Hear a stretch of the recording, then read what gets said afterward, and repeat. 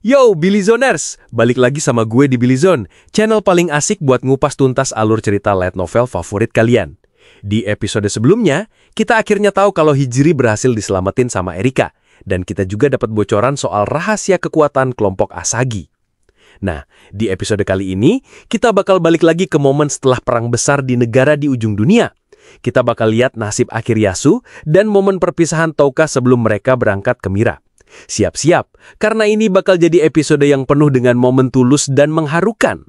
Jangan lupa klik like, subscribe, dan nyalain loncengnya ya. Langsung aja kita masuk ke ceritanya.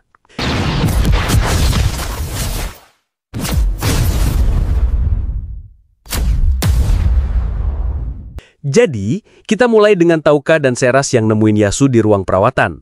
Touka dengan hati-hati nawarin buat ngelepas penahan mulutnya, asal Yasu janji gak bakal nyerang. Yasu pun setuju tanpa ragu. Pas penahannya dilepas, Touka langsung ngasih berita besar. Ordo ke-6, mereka udah kami hancurkan.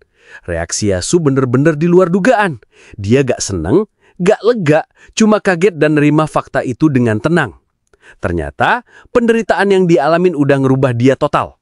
Dia ngaku kalau semua ini salahnya sendiri. Dia dibutain sama kesombongan dan kekuatan.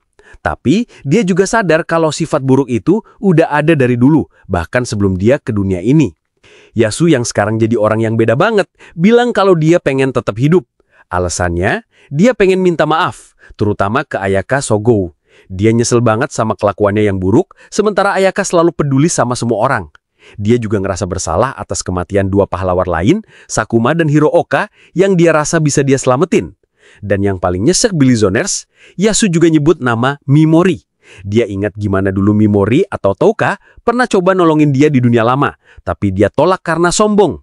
Dia nyesel banget gak akan pernah bisa minta maaf ke Mimori, karena dia ngira Mimori udah mati. Touka yang denger ini cuma diem, gak nunjukin reaksi apa-apa. Yasu sekarang bingung mau kemana. Balik ke Alion gak mungkin karena Vicious mau nyingkirin dia. Mau gabung lagi sama temen-temennya juga dia malu. Akhirnya, dia ngungkapin satu keinginan baru. Dia pengen ngelihat dunia ini. Dia ngaku, dulu dia nganggep semua orang di sini cuma NPC. Tapi sekarang, dia sadar kalau mereka semua nyata. Dia ngungkapin satu keinginan baru. Setelah minta maaf ke semua orang, dia pengen jalan-jalan buat nemuin jati dirinya. Dia sadar kalau selama ini dia salah. Dan sekarang dia pengen belajar buat menyukai dirinya sendiri dan nolongin orang lain. Bener-bener perubahan 180 derajat ya. Dan disinilah momen paling kerennya. Yasu ingat lagi momen terakhir pas Mimori Touka mau dibuang. Dia cerita, pas lagi di situasi paling putus asa itu, Touka dengan berani ngacungin jari tengahnya ke Dewi Vicious. Kamu ingat baik-baik ini, kamu siap-siap aja, kata Touka waktu itu. Yasu ngaku, momen itu bener-bener keren banget, hampir sekeren Ayaka. Yasu juga akhirnya ngakuin akar masalahnya. Dia bilang, dia selalu ngerasa iri sama orang kayak Touka dan Ayaka. Rasa rendah dirinya karena pendek, bikin dia jadi haus pengakuan dan sombong. Dan pengakuan yang paling jujur, dia ngaku kalau rencananya dari awal emang mau langsung ngebunuh Lord of the Flies, alias Touka. Alasannya, murni karena iri hati. Dia iri sama kekuatan, ketenaran, dan pasangan cantik yang dimiliki Touka. Dia pengen ngerebut semua itu. Bener-bener pengakuan dosa yang tulus. Touka yang dengar semua ini, reaksinya di luar dugaan. Dia nggak marah, nggak ngejek, dia malah ngasih nasihat yang super bijak. Dia bilang, hidup yang kelihatan sempurna dari luar itu cuma ilusi. Kalau kamu pengen dihargai orang lain, mungkin kamu harus mulai dengan ngehargain orang lain dulu. Bener-bener dalam banget kata-katanya. Setelah dengar semua penyesalan Yasu, Touka akhirnya ngasih keputusan. Dia janji bakal ngebantu Yasu buat ngejalanin jalan penebusannya. Dia bakal ngomong sama para pemimpin di sini biar Yasu nggak diadili atau dieksekusi. Dia ngasih Yasu kesempatan kedua. Setelah itu, Touka ngulurin tangannya. Namaku Belzegea, katanya. Yasu ngebaras jabat tangan itu. Tomohiro Yasu, mantan pahlawan. Jabat tangan ini jadi simbol kalau Touka udah nerima Yasu. Touka lalu nanyain beberapa hal soal pergerakan para pahlawan lain. Yasu ngejawab semuanya dengan jujur. Setelah dapat info yang dia butuhin, Touka akhirnya ngasih keputusan finalnya. Dia janji bakal ngomong sama para pemimpin di sini biar Yasu nggak diadili dan bisa ngejalanin keinginannya buat nebus dosa. Dia ngasih Yasu kesempatan kedua. Setelah itu, pas lagi jalan berdua, Seras nanya ke Touka, "Kenapa kamu nggak ngasih tahu Yasu siapa kamu sebenarnya?" Dan disinilah kita lihat lagi otak jenius Touka bekerja. Dia ngejelasin kalau Yasu bisa seterbuka itu justru karena dia ngomong sama orang asing. Kalau dia tahu itu memori Touka, Yasu mungkin bakal makin kacau mentalnya. Tapi itu bukan satu-satunya alasan. Touka lalu ngebongkar rencana strategisnya yang sebenarnya. Ternyata dia mutusin buat ngelepasin Yasu. Kenapa? Ini alasannya, dan ini benar-benar jenius. Pertama, kalau nanti Yasu balik ke kelompok Ayaka dan cerita kalau dia diselamatin sama Lord of the Flies, itu bakal bikin Ayaka ngerasa utang budi. Jadi kalau suatu saat nanti Touka harus ngelawan Ayaka, Ayaka mungkin bakal ragu-ragu. Kedua, Yasu bakal jadi saksi hidup kekejaman Vicious. Cerita dari Yasu bakal lebih dipercaya sama Ayaka dan bisa mempercepat pemberontakan para pahlawan ngelawan si Dewi. Ketiga, ngejaga Yasu di sisinya itu terlalu berisiko. Touka nggak mau buang-buang waktu buat terus-terusan nipu mantan teman sekelasnya. Jadi, keputusan Touka buat nolongin Yasu ini bukan murni karena kasihan. Tapi ini adalah langkah catur yang udah dia pikirin matang-matang buat nguntungin dia di masa depan. Yasu, tanpa sadar, udah jadi pion baru dalam permainan besar Touka. Gila, bener-bener manipulator ulung ya si Touka ini. Dia bisa kelihatan baik dan ngasih nasihat tulus. Tapi di saat yang sama, semua tindakannya itu punya tujuan strategis yang tersembunyi. Bener-bener karakter yang kompleks. Jadi, kita lanjut dengan kesimpulan akhir Touka soal Yasu. Dia mikir, mungkin Yasu yang sekarang ini adalah dirinya yang asli. Dan selama ini dia cuma kesesat aja. Bisa dibilang dia kena efek status selama ini, kata Touka. Bener-bener cara pikir yang unik ya. Dengan ini, Touka mutusin buat ngebiarin Yasu nemuin jalannya sendiri. Setelah itu, cerita ngeliput hari-hari persiapan mereka sebelum berangkat ke Mira. Dan suasananya bener-bener beda banget dari sebelumnya. Touka sekarang udah jadi kayak selebriti di negara di ujung dunia. Dia sering ikut rapat, makan malam bareng 7 cahaya, dan bahkan nemeninnya Naki yang lagi dilatih sama 4 prajurit cemerlang. Kita juga dapat sudut pandang dari Seras. Ada satu momen manis di mana dia lagi ngejahit jubah Lord of the Flies-nya Touka yang udah mulai sobek-sobek. Touka duduk di sebelahnya, ngeliatin Seras kerja. Bener-bener momen romantis yang bikin baper ya. Seras juga senang banget liat Nyanaki sekarang jadi deket sama Munin. Munin bahkan sampai bikinin masker kesatria terbang untuk Nyanaki. Yang Nyanaki senang langsung pamer kemana-mana. Gemes banget. Tapi ada juga momen lucu yang bikin malu. Pas Seras lagi mandi bareng Touka, tiba-tiba Amiya sama Kial datang mau nimbrung. Seras yang panik langsung pakai kekuatan roh cahayanya buat bikin kabut, biar Touka bisa kabur tanpa ketahuan wajah aslinya. Touka malah muji tindakan Seras yang bikin Seras jadi makin malu. Di sini kita juga tahu kalau Touka sekarang bener-bener dihormatin. Dia cerita ke Seras kalau Gratrah, si kapten pengawal yang dulu sini sama dia, sekarang malah minta maaf secara pribadi karena udah salah nilai Touka. Bener-bener nunjukin kalau semua orang udah ngakuin jasa Touka. Jadi kita lanjut dari momen di mana Seras lagi ngejahit jubah Touka. Tapi ternyata di balik ketenangannya, pikirannya lagi kacau balau. Dia mulai ngerasa cemburu dan ragu pas denger Touka muji masakan Liselot. Dan disinilah kita tahu ketakutan terbesar Seras. Selama ini, dia khawatir kalau semua orang, termasuk Touka, cuma suka sama dia karena penampilannya yang cantik. Dia takut kalau suatu saat nanti kecantikannya hilang, dia bakal kehilangan semua nilainya dan ditinggalin. Dengan hati-hati, dia nanya ke Touka pakai perumpamaan. Kalau jubah ini rusak, apa kamu masih bakal nganggapnya sama? Touka jawab dengan tegas, kalau jubah itu tetap berharga karena kenangan mereka. Seras pun memberanikan diri nanya lebih langsung. Kalau aku yang rusak, apa kamu masih bakal sama? Dan jawaban Touka bener-bener jadi momen paling romantis di seri ini. Dia ngerti banget apa yang dikhawatirin Seras. Dengan tulus, dia bilang, apa yang bikin kamu jadi kamu itu bukan penampilan luarmu, Seras. Dia negasin, bahkan kalau Seras kehilangan apapun, dia bakal tetap jadi Seras Ashrain di matanya. Tapi bukan cuma itu. Touka ngasih janji yang lebih besar lagi. Dia bilang, setelah semua balas dendam ini selesai, dia nggak keberatan buat tinggal selamanya di dunia ini. Kalau itu berarti bisa bareng sama Seras. Aku bakal ada di sisimu sampai akhir, katanya. Dan dia ngingatin kalau dia nggak bohong. Seras yang dengar ini langsung nangis terharu. Semua keraguannya hilang seketika. Setelah momen emosional itu, cerita pindah ke hari keberangkatan Yasu Tomohiro. Yasu yang udah sedikit pulih, akhirnya siap buat mulai perjalanan penebusannya.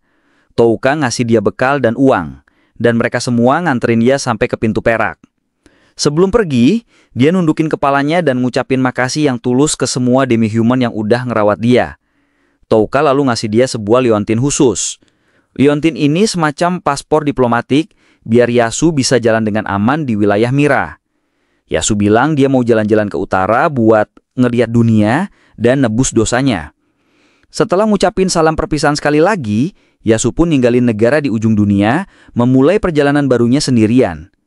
Dengan ini, ark Yasu di negara di ujung dunia pun resmi ditutup untuk sementara. Di hari yang sama, ada kabar baik. Munin berhasil nyelarasin sihir terlarang anti Dewi. Senjata pamungkas buat ngelawan Vicious sekarang udah siap dipakai. Touka tinggal mikirin gimana caranya bisa deket-deket sama si Dewi busuk itu.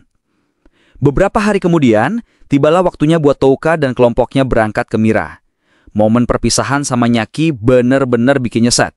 Nyaki mangis, nggak mau ditinggalin. Touka nenangin dia dan janji bakal nemuin dia sama Liz suatu saat nanti. Dan di sini, Nyaki nunjukin betapa dewasanya dia sekarang. Dia tahu kalau kakaknya Nyantan itu musuh.